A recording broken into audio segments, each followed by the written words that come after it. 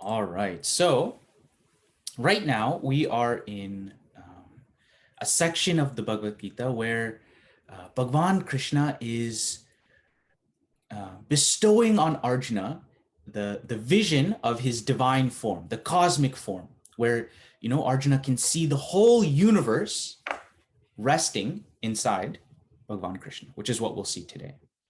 But to sort of review, in chapter 10, in all of chapter 10, Bhagavan Krishna was trying to teach Arjuna, to show Arjuna that anywhere Arjuna can look in the world around him, Bhagavan Krishna is there.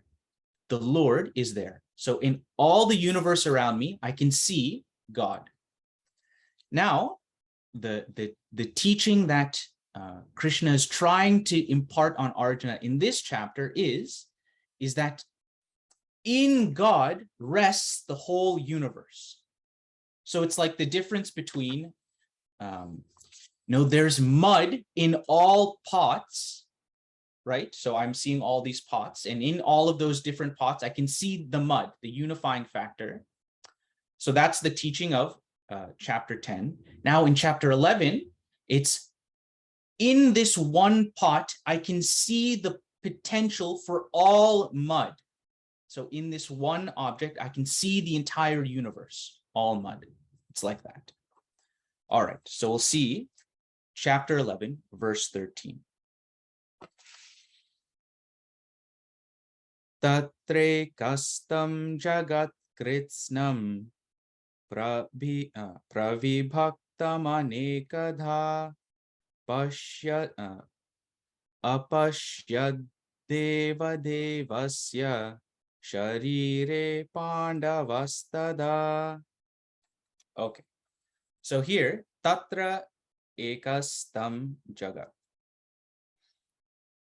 So essentially what's being shared is deva devasya sharire, in the body of the God of gods. So in the body of Bhagavan Krishna, Pandava, Arjuna is seeing the Jagat Kritsnam, the entire universe with, and what's really awesome here is this whole world, Jagat Kritsnam, this entire universe, it's qualified with this adjective, which says, Pravi Bhaktam Anekada, which means this entire universe with its infinite variety, with its many groups divided, that entire universe is ekastam, is as one in the body of Bhagavan Krishna.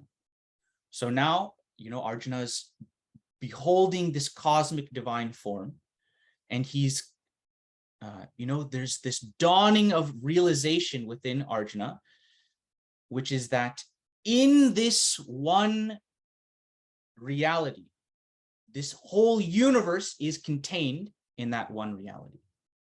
And this is the great insight which Bhagavan Krishna is bestowing onto Arjuna. So, in the previous verse, Sanjaya is describing the splendor of Bhagavan, that he's as though equivalent to 1,000 suns. So not only is Sanjaya describing Bhagavan, the resplendence and beauty of the Lord, but he's also describing the greatness of the insight that Arjuna is about to have.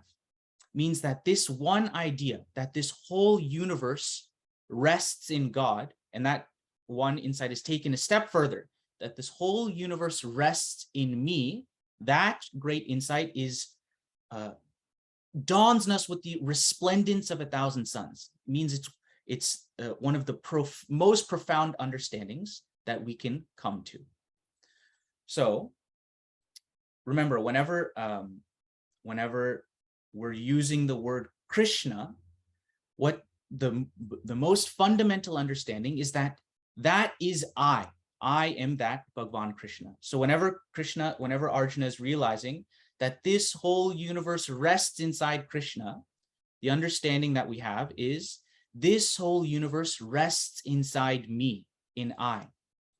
So how is that possible? How can this whole universe rest in me?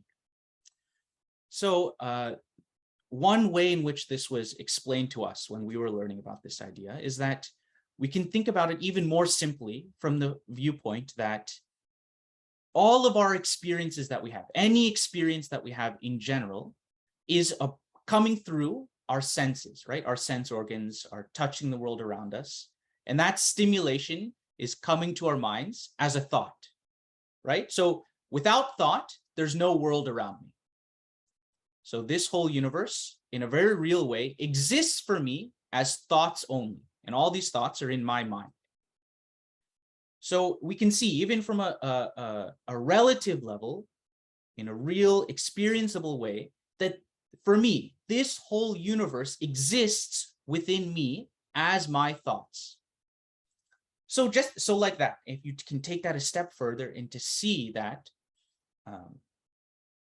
without that consciousness, which is illuminating everything, this world could not be. There's a really awesome quote from Nisargadatta Maharaj. He says, "Before all beginnings, after all endings, I am."